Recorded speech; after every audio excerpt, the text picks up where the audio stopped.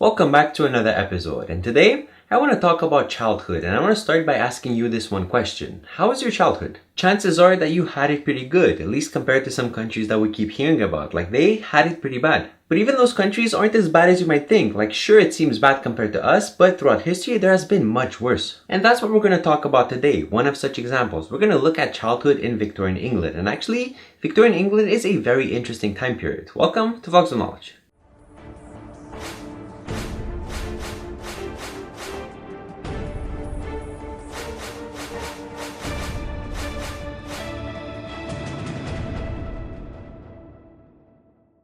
Throughout the majority of history, England has been pretty influential to say the least. Like, the small island off the coast of Europe has its roots traced back to the year 1000. And since then, it created a long line of kings and queens, eventually expanded into a whole new continent, and even became history's biggest empire. And if you don't believe me, just go look it up. 100 years ago, England was history's biggest empire. Throughout the ages, England has undergone many time periods, some better than others, but honestly, the Victorian era is really one of the most interesting ones. Victorian England was a period that lasted about 80 years during the reign of Queen Victoria. It's actually the only time period that was named after a monarch while that monarch was still alive. It was a time of peace and expansion. Like, for a good part of that era, Britain was at peace in what we now call the Pax Britannica, the British peace. Like, when there are no wars, no enemies to fend off, nothing like that to worry about, you suddenly have a lot of time to just focus on yourself and really expand as a nation. Queen Victoria ruled from 1837 all the way up until her death in 1901. She had the longest rule of any monarch until she was dethroned by Queen Elizabeth II in September 9th of 2015. It wasn't that long ago. This puts the Victorian era right after or even during the Industrial Revolution, and we know how big of an impact the Industrial Revolution had on the entire world. From farms we went to big cities, and from agriculture we went to factories. Like, the only thing that really matches this type of change, this big of a change,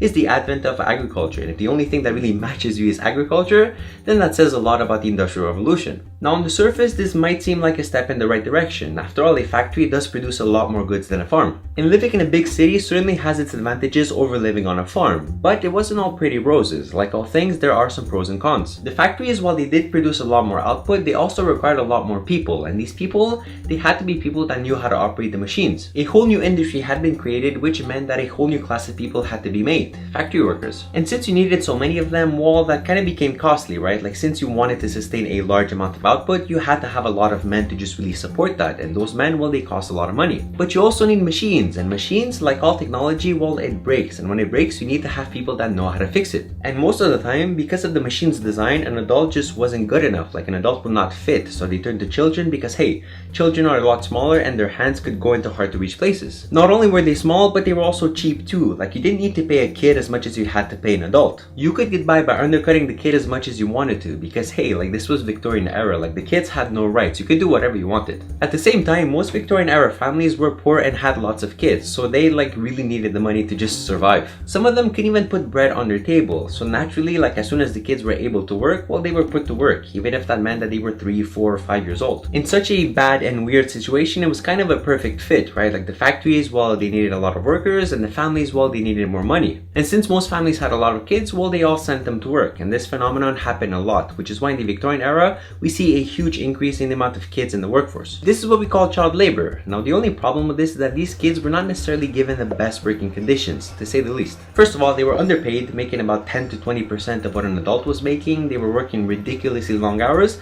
and they were given the worst jobs because, hey, they were kids, they were tools, like, nobody really cared. Like, they were just there to make a profit. From the Industrial Revolution, we get steam power, which required heat, and heat had to be made by burning coal, and the coal, well, it had to be mined. Now, I don't know about you, but mining coal is not really the most pleasant experience. Like, this is not RuneScape. Like, this was brutal, this was horrible, and this was really toxic for your health. So of course, instead of putting adults on the job, they put kids, because kids, well, they were a lot cheaper, there was a lot more of them to go around, and they just didn't care if the kid died. Like, if the kid died, you could just replace the kid, whatever, who cares? Like, they're just there to make profit. They absolutely did not care. The air in the mines was so thick that it made it really hard to breathe. Like, have you ever been in a sauna? Like, that's pretty hard to breathe, and that's just water vapor.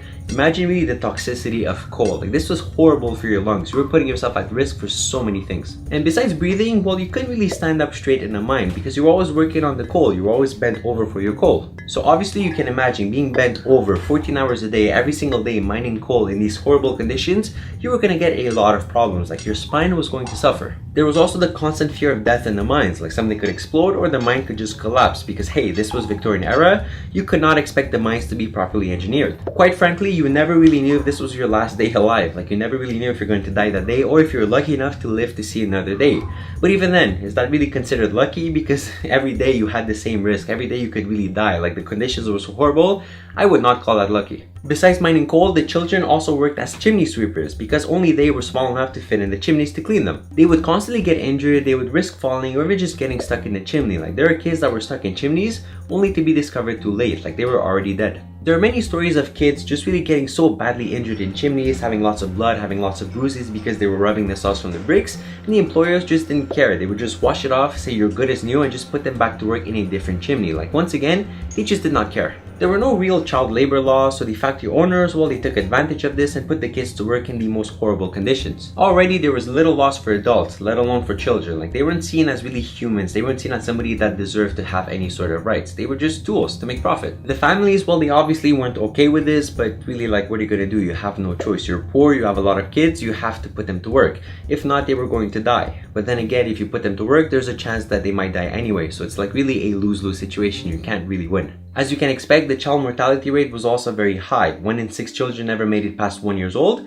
and 1 in 3 never made it past 5 years old. This is what we often hear about low life expectancy in the Victorian era. It's because the child mortality rate was so ridiculously high that as a child, chances are you would not make it to become an adult. Now, of course, it wasn't all child labor, like there were other things that came into play, but I think we can all agree that really child labor in the Victorian era was not the best thing you can have as a kid. It's just unfortunate that poverty and survival was so predominant in that era that you literally had no choice but to put your kids to work. Like it was either that or your just family would die completely. Eventually, as time went on, we started to see the appearances of trade unions. Units that were really for the rights of the worker and especially for the rights of children. The working conditions were reduced and the working hours were also reduced, and they were also given more rights. But even then, it's still not like we have them today, but at least it was a step in the right direction. It's especially interesting how in the era of the Industrial Revolution, an era that was supposed to really change the way that we do things for the better, we see such atrocities being conducted. You and I, my friend, are so lucky to be living in a time where things like these are not so dominant anymore, at least not on a global scale. But it's not only that, we're also very lucky to be living in a first world country. Like our childhood was a blessing compared to them. We should really be grateful and enjoy this as much as we can, because these Victorian kids, they would kill to be in our shoes. Like they would be so grateful to just be a part of our life, to just have what we have. So that was child labor in Victorian England. I really hope that you've enjoyed this video, and if you did, please leave it a big thumbs up and make sure to subscribe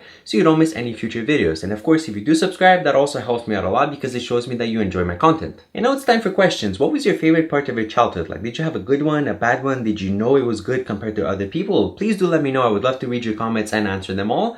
And bonus points for you. If you do, you might get featured in next week's video as a fan of the week. So it's a win-win for everybody. As you know, and as I say at the end of every video, I haven't talked about everything, and the things that I did talk about, I haven't gone into too much detail. That's okay. That's actually done on purpose because I want you guys to go out and research on your own. My name has been Cosden. You can follow me on social media. The links will be in the description. It's been an absolute pleasure, and I will see you all next week.